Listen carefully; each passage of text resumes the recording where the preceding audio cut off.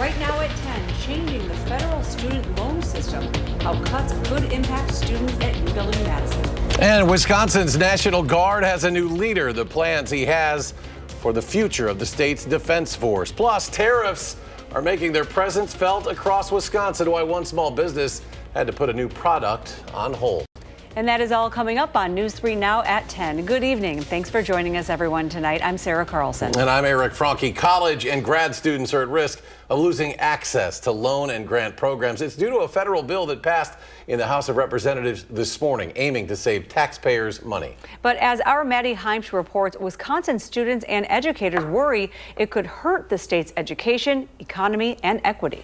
That education is a public good. Wisconsin's higher education leaders worry the student success and taxpayer saving plan will leave the entire state with questions like these. Where is the next teacher going to come from? Where's the next nurse going to come from? Where's the next engineer going to come from? And if you're looking for the next doctor, she has similar questions. What does that mean for the field of medicine moving forward? Na Ashale Ashate is a first-generation med student at the UW School of Medicine and Public Health. So a lot of impacts that's hitting students, and I think the most dangerous part is the type of students that it's going to be hitting. The bill would make Pell Grants less accessible, eliminate the federally subsidized loan program, limit the amount of aid a student can receive, and hold schools responsible for their students' unpaid loans. Predominantly it's going to be low-income students, not having parents who make over $300K a year.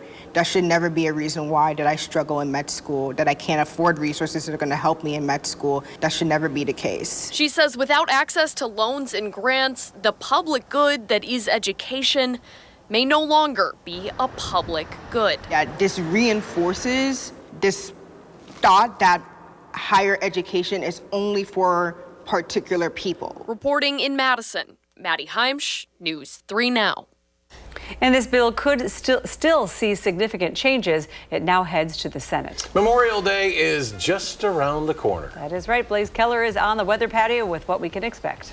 And we are going to continue to sit underneath pleasant conditions, not only for Friday, if you're going to start off the holiday weekend early, but for Saturday, Sunday, and then further into Memorial Day as well. Temperatures will be in the low to mid 60s over the weekend, with maybe some mid to upper 60s, possibly some low 70s there by Monday. Partly sunny conditions all 3 days, including Friday as well. Maybe an isolated shower Sunday and Monday. Emphasis on the isolated. Not everybody would see that since we're sitting underneath some drier air. Now tonight, we're going to hang out in the upper 30s to low 40s, so patchy frost may be possible. Our friends across northwestern Wisconsin yet again underneath another frost advisory, and we could see patchy frost waking up Saturday morning, as well as overnight lows on Friday are expected to be just as chilly as they are tonight. Planning your Friday, we're going to start out in the 40s, 50s by the late morning, 60s by the early afternoon, and we'll top out in those low to mid 60s underneath a mix of partly sunny to mostly sunny conditions as we look to wrap up the work week. Now that we're off of the rainy conditions, is there any more rain in the forecast? When should we plan for those next raindrops to fall? We'll take a look in the full forecast. All right, Blaze, thank you. The man convicted of killing a UW-Madison student back in 2008 has died in prison. 59-year-old David Call was serving a life sentence for the murder of Brittany Zimmerman. Back in 2008, Brittany's fiance found her dead in her apartment on West Doty Street in downtown Madison. She was a UW student from Marshfield who had just returned home from class when someone followed her into her apartment and killed her. Call wasn't arrested until 12 years later in 2020. His cause of death is unknown. He was being housed at the Dodge Correctional Institution. We now know the name of the man who died in a 3-vehicle crash in Beloit on Monday. The Rock County Medical Examiner's Office identifying him as 58-year-old Jay Wood of Milton. Beloit police say Wood's car was rear-ended on Madison Road, the impact sending his vehicle into oncoming traffic. The driver who rear-ended Wood has been cited. Police say further charges could be filed. New video evidence shows what took place last month in a Milwaukee County courtroom before the arrest of Judge Hannah Dugan. Federal agents were at the courthouse to arrest Eduardo Flores Ruiz. Judge Dugan is seen in this video here, directing them to the chief judge's office next door. Shortly after most of the agents walked away, Flores Ruiz is seen leaving Dugan's courtroom. The judge now facing charges of allegations that she tried to help Flores Ruiz escape from those federal agents. A changing of the guard at the leadership of the Wisconsin National Guard. Last month, Governor Evers appointed General Matthew Strub to lead the service. Strub is taking the reins during some changes coming from the Department of Defense in D.C. The state's Department of Military Affairs website went down temporarily in January as part of that purge. Whether it's Air Force and Army, and they're slightly different. They have different regulations, but we have to follow those policies. And then we work with our personnel to make sure that we treat people with dignity and respect throughout, right? As the policies change, we want to take care of our people, and that's really our focus. You can see more from our conversation with the new National Guard leader. Tune in this Sunday at 10:30 on For the Record. A somber tradition at Arlington National Cemetery honors America's fallen heroes ahead of Memorial Day. The ceremony is called Flags In. Members of the 3rd U.S. Infantry Regiment are placing small American flags in front of more than 260,000 headstones, each flag inserted exactly 1 boot length from the headstone's base. You know, we look at this and almost kind of take it for granted, but these people have laid down their lives. Their families have been there to support, and so this is just, you know, a day where we can come out and just really honor them. Flags In started back in 1948 when the 3rd U.S. Infantry Regiment was designated as the Army's official ceremonial unit. A record-breaking number of Americans are getting ready to head out of town for the Memorial Day weekend. AAA reports just over 45 million people will travel a minimum of 50 miles from home over this multi-day holiday period. That's nearly 1.5 million more than last year. Nearly 40 million people will travel on the road, and they'll get a bonus at the pump, too. Gas Buddy predicts a gallon of regular unleaded will average $3.08, and that would be the lowest gas price at the unofficial start of summer in 4 years. And many travelers here in Wisconsin will be heading to the Wisconsin Dells for its annual summer kickoff. The Dells Visitor and Convention Bureau says they see about 5 million visitors every year, 40% of them during the summer months. Everyone's gearing up right now, and I think there's the excitement in the air is palpable. So I think it'll be a great vibe this weekend. For more information on activities that you can see at the Dells, just visit WISC-TV.com. UW Health is urging people to take proper precautions when grilling ahead of this unofficial start of summer. Doctors say to never use gasoline, diesel, or kerosene when starting a fire, as they can have the same explosiveness as dynamite. Experts add that people should remove any tripping hazards that are near the fire area. Also, ensuring that children are not running or playing near those sources of fire is super important. Obviously, they're, can be safe around fires as long as they're supervised, but we do see a fair number of kids who trip and fall into a fire just in the result of normal play. And UW Health says people should check with their local fire departments for burn bans and should not light fires on windy days. The transition from school into summer break can be challenging, and especially for students on the autism spectrum. Psychologists say school provides a routine that can be important for individuals or children with autism. So parents can help their child adjust by creating a visual or picture summer schedule. And experts add to give yourself grace when things get off track. You only have your kid at that age for that specific summer. So just, embrace it and, watch them have fun and use it all as just a learning experience of growing together. Psychologists add that parents should create a signal for a child so they can let you know if they need a break. The FDA will now require COVID-19 vaccines from Pfizer and Moderna to come with new warning labels. Those shots already come with a warning about heart inflammation. But moving forward, it will indicate a risk for males between 16 and 25 years of age. Now, this news, another hit to COVID vaccines that comes after the FDA announced starting in the fall, it will only be available for people who are at least 65 years old or those with underlying health conditions. Weight loss drugs that were affordable for many Americans may now be out of reach as of today. A loophole that allowed compounding pharmacies to make cheaper generic versions of drugs like Ozempic and Wegovy has now closed. That could drive up monthly costs by a few $100s for many users. Two drug makers are offering direct-to-consumer consumer sales for $500 or less a month. President Trump's tariffs have caused one small business in Mount Horeb to pause production of a new product. Brick's Cider is a farm-to-table restaurant, and its newest product is a cream liqueur. To stand out against competitors, Brick Cider's owner was hoping to put the liqueur in a specific bottle, but his price range and design can only be found in China, which was hit with a 145% tax. And you make it 145% tariff, and all of a sudden it's like over $36,000. And, and I don't just have $36,000 to shell out for a tax, essentially. Tariffs on China have since dropped to about 30%. Brick's Cider estimates the price of their product could go up 60 cents a bottle. They've also seen prices start to tick up on other expenses like coffee and boxes. And still to come at 10, the federal government unveils a plan to kill the penny. And President Trump's budget bill passes the House. What changes could be made to the proposal in the Senate? That's next.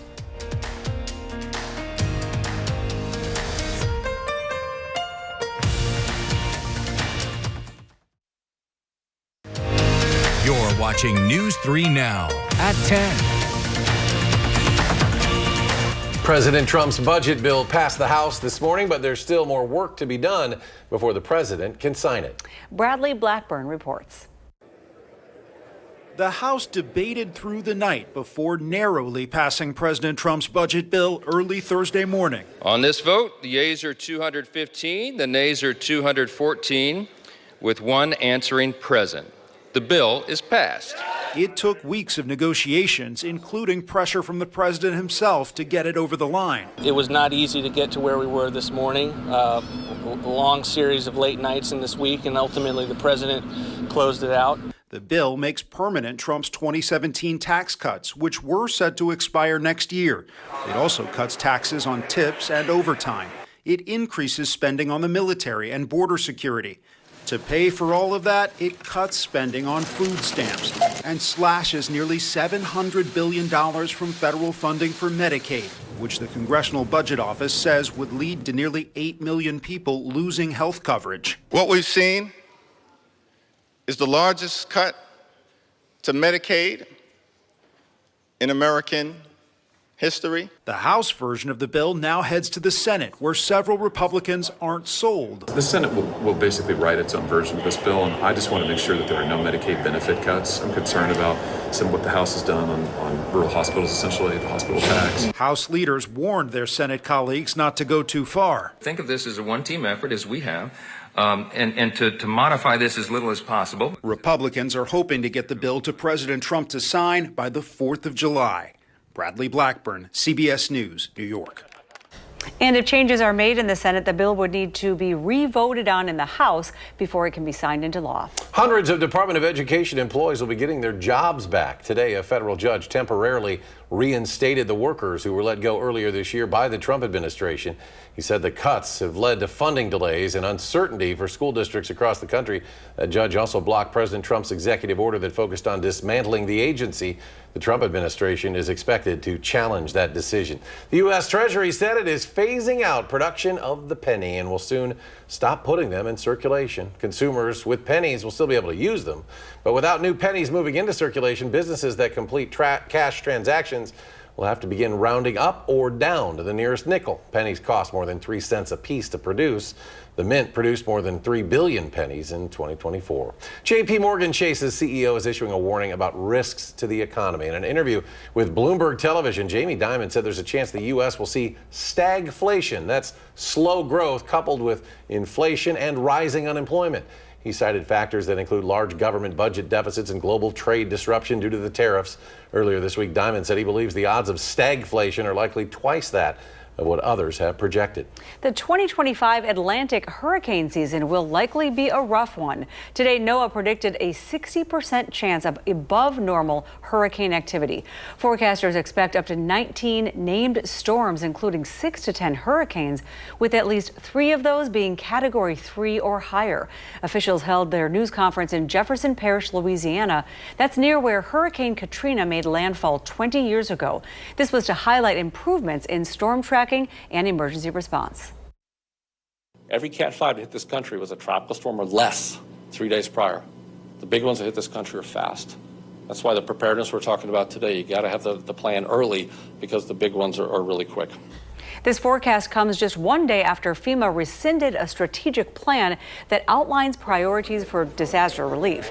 The agency's administrator said the plan contains goals and objectives that bear no connection to FEMA accomplishing its mission.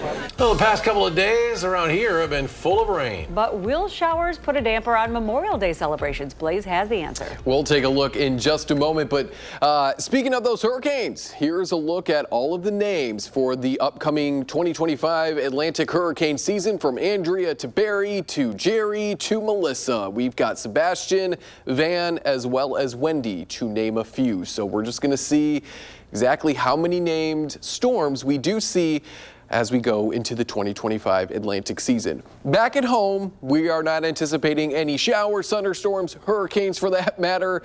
Partly sunny conditions begin not only today, but they continue into Friday, Saturday, Sunday, further into your actual Memorial Day. Patchy frost may be possible not only this evening, but into your Friday evening as well. This high pressure system is bringing down that cooler air. It's overhead right now, and that's why we're going to dip into the upper 30s to low 40s overnight tonight, and then possibly again Friday night. It's also acting like a big shield, keeping all that rain away from us. So when does the rain look to return?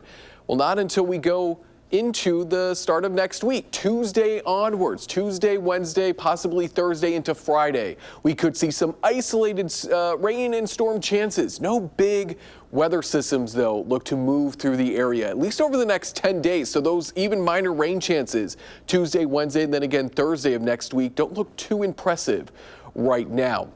That future track rain, again, would show all of it just off to our south. I may be able to fix it here real quick, but all of that rain is likely going to be to our south. There we go.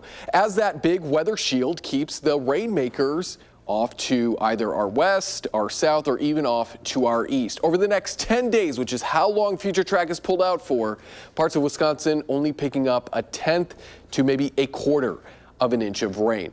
This same high is also going to keep us on the more mild side, at least through Thursday of next week. We'll be about 11 degrees or so cooler than where we would normally be for high temperatures as we look to end the work week. A little bit better as we go Saturday, Sunday into your Memorial Day, and then as southerly winds take over. That change is not as great, and we actually slip above average Friday, Saturday, further into Sunday of the following work week.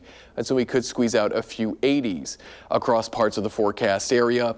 While central and southeastern Wisconsin are actually trending cooler than average, far northern Wisconsin is looking at an average temperature from the start of the month through today's date about 3 or so degrees warmer than average. So it's kind of a tale of two different Wisconsins depending on where you live. There's a look at your 7-day forecast, 60s through Tuesday at the latest, maybe Monday.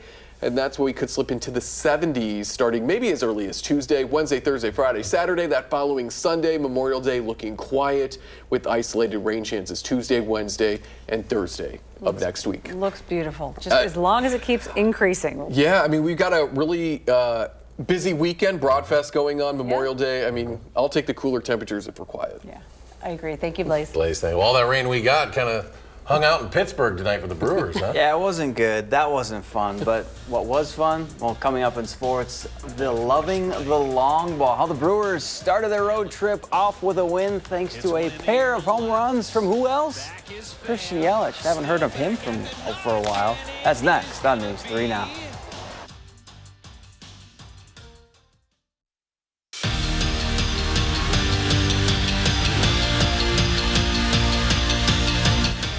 What a weekend it was in Eugene for Jason Suarez and Wisconsin men's track and field. As a team, they took home second place, crowning 3 Big Ten champs, and it was a meet of redemption for Suarez. Last year, he didn't make the finals in shot put at the Big Ten Outdoors. Saturday, he stood atop the podium, becoming the first Badger in 25 years to win a Big Ten Outdoor shot put crown, completing the shot put sweep after he took home the indoor title earlier this season.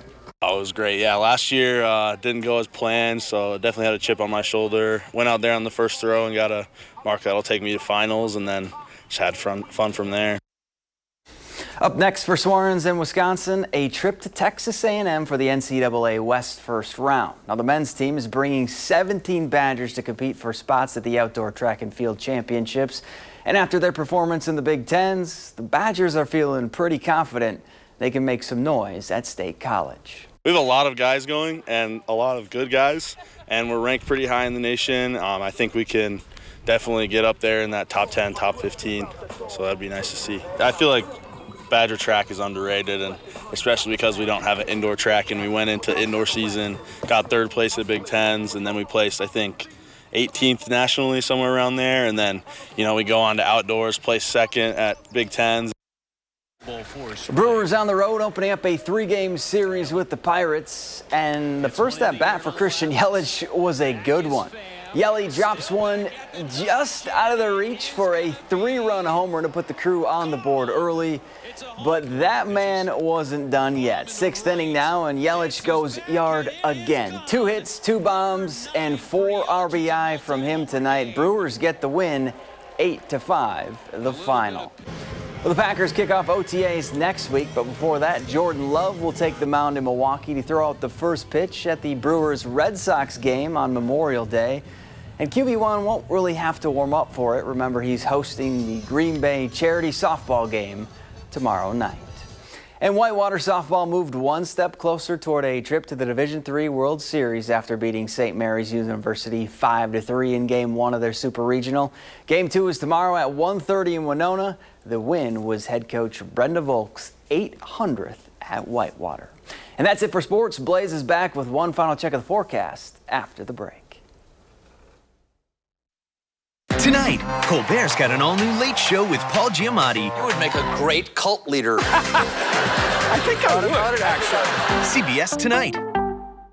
Well, it turns out it's not hard for just marlin to find Nemo because clownfish can make themselves smaller. This is cool. According to a study published in the journal Science Advances, clownfish adjust their size depending on water temperature. Just keep swimming. And researchers found most clownfish they examined actually shrank and had more plasticity as water temperatures rose. And they say that helps the fish minimize the heat stress that is potentially fatal for other sea creatures during a marine heat wave. They are adapting to that warmer weather, and I'd like to see some of that weather. Not warming, but I'd like to see it feel a little more like late May. It's on its way, I promise. We're sitting underneath some mild temperatures for now, but it will feel like summer probably as we get closer to June, so just about a week or so. 40s to start out Friday, 60s by the early afternoon. We're topping out in those mid-60s underneath partly sunny conditions and a light northerly wind to end the work week and maybe kick off that Memorial Day weekend just a little bit sooner. Patchy frost possible again.